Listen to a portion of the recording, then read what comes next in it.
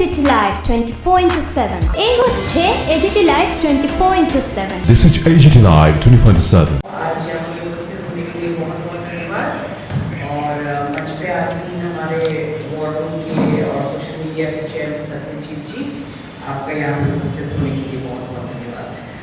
मैं सबसे पहले आपको कुछ पंक्तियाँ जो इंग्लिश में हैं वो पढ़ के सुनाऊंगी, उसके बाद मैं इशू पे आती हूँ।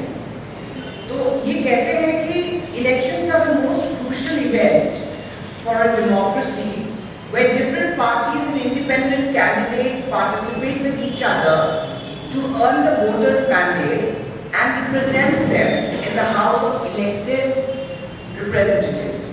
A vote is meant to be a social contract based on faith and facts.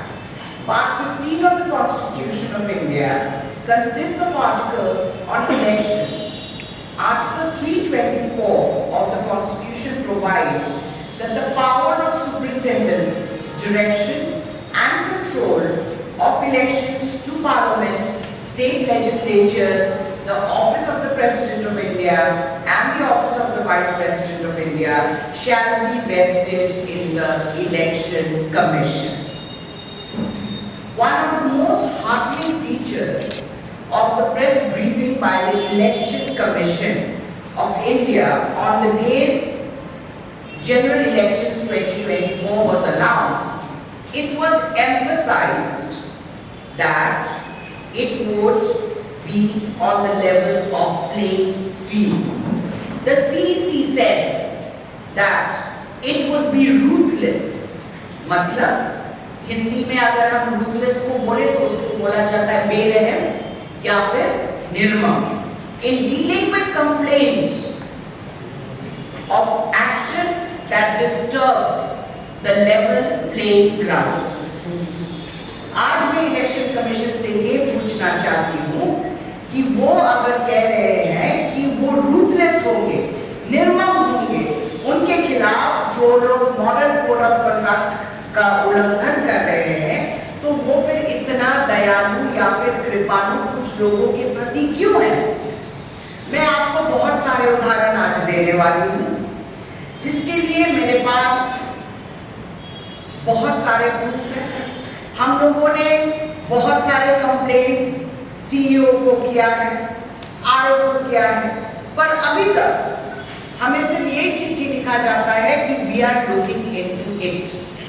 हमने आज शाम का टाइम मांगा था एक डेलीगेशन लेके जाने के लिए, पर हमें कहा गया कि आप कृपया मेल करें, फिर आपको समय दिया जाएगा। विपक्ष की पार्टियों के लिए ऐसा व्यवहार क्यों? सबसे पहले मैं आपके सामने रखना चाहती हूँ कि ये चिट्ठी 31 मार्च को लिखा गया था, जहाँ पे इंडियन नेशनल कांग्रेस ने परमिशन मांगी थी अपने होर्डिंग्स लगाने के लिए। हमारे 300 कॉन्स्टिट्यूएंसी लिखे हुए हैं और हमारा वेंडर का भी नाम लिखा हुआ है इसमें कि कौन काम करेगा।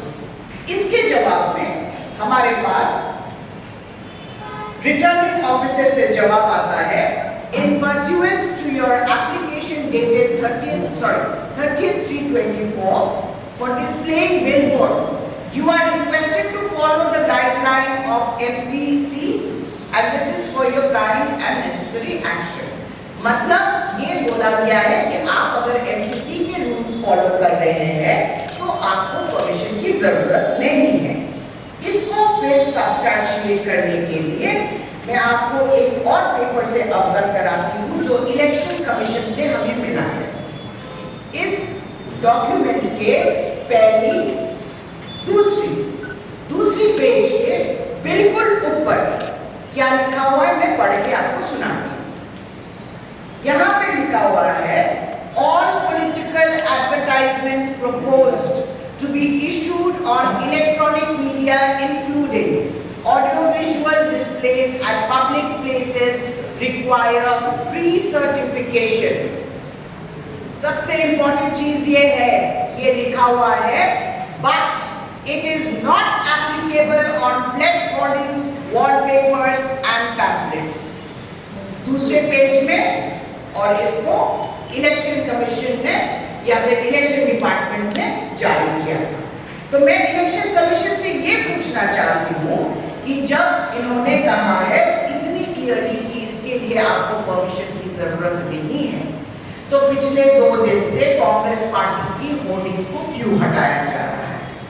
ये पहली बात। मैं दूसरी बात आपको और दिखाती हूँ। पर होर्डिंग हटाकर भाजपा की होर्डिंग लगा दी गई है ना, और मैं खुद एक जगह का इंस्पेक्शन करके आई। आपको ये दिखाई दे रहा है, इसमें कांग्रेस पार्टी का होर्डिंग लगा हुआ है।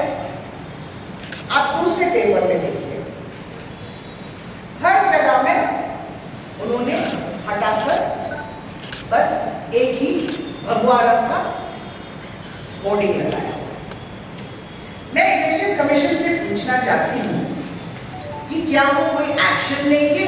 क्या विपक्षी दलों का भी हक है ये पूरे प्रदेश में क्या सिर्फ भगवा रंग का होर्डिंग्स लगेंगे, या फिर दूसरे भी जो हमारे विपक्ष के पार्टी है उनको भी हक है एडवर्टाइजमेंट करने का? इलेक्शन कमीशन का नारा क्या है? चुनाव का पर्व, देश का पर्व।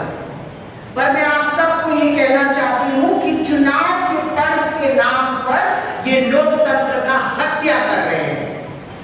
देश का गर्व कहां से?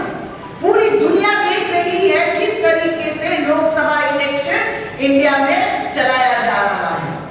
कल इतनी बड़ी मीटिंग हुई है और हमारे इलेक्शन कमिश्नर साहब बोलते हैं कि ये फर्स्ट टाइम इतनी बड़ी मीटिंग हुई है जहां पे सब चीफ सेक्रेटरीज, डीजीपीज, सब इंपॉर्टेंट लोग वहां पे बैठ के उन्होंने एक डिसीजन लिया किस तरीके से इस इलेक्शन को बेहतर बनाया जाए।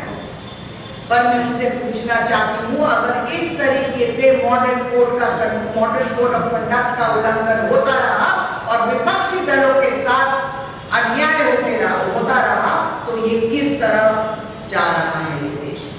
लोकतंत्र की हत्या हो रही है और देश का गर्व बनाने के आड़ में ये लोग पूरे देश को पूरे दुनिया के सामने नंगा नाच नचा रहे हैं। मैं इलेक्शन कमीशन को पूछना चाहती हूँ, त्रिपुरा में यहाँ पर जो वेंडर्स हैं उन पे क्यों कहर ढाया जा रहा है कि विपक्षी दल के काम आप नहीं करेंगे? आपने अगर विपक्षी दलों का काम किया तो आपको बिजनेस चलाने नहीं दिया जाएगा। आप इस तरीके का सरकार चला रहे हो जहां आप धमका रहे हो वेंडर्स को। ये लोकतंत्र है, हर एक आदमी को कमाने का हक है, हर एक आदमी को अपना मत देने का हक है। मैं इलेक्शन कमीशन से यही पूछना चाहती हूँ कि ये अन्याय कब तक चलेगा? और आपको अगर लगता है कि आपसे ये काम नहीं हो रहा है तो फिर आप चुनाव ही क्यों करा रहे हैं? चुनाव ही बंद करवा दीजिए, चुनाव कराने की कोई जरूरत ही नहीं है। बहुत दुख की बात है कि इस स्थिति पे आज हमारा भारतवर्ष आके रुका हुआ है, जहां पर हर एक विपक्ष पार्टी को हाथ जोड़ के अपनी जो कैंपेन के लिए हमें क्राउड फंडिंग की जरूरत पड़ रही है। क्यों? क्योंकि जितने भी इनकी एजेंसीज हैं, चाहे वो ईडी की बात हो, इलेक्शन कमीशन की बात हो, इनकम टैक्स की बात हो, सब इनके कठपुतली बन गए हैं। पर मैं आपको बोलती हूँ, इस देश में ऐसे भी लोग हैं जो कठपुतली बनने को तैयार नहीं है, और कांग्रेस पार्टी कभी भी ये कठपुतली नहीं बनेगी। और आने वाले दिन में हम इसका टक्कर जरूर देंगे और लोगों के साथ कंधे से कंधे मिलाकर हम चलते रहेंगे। बहुत बहुत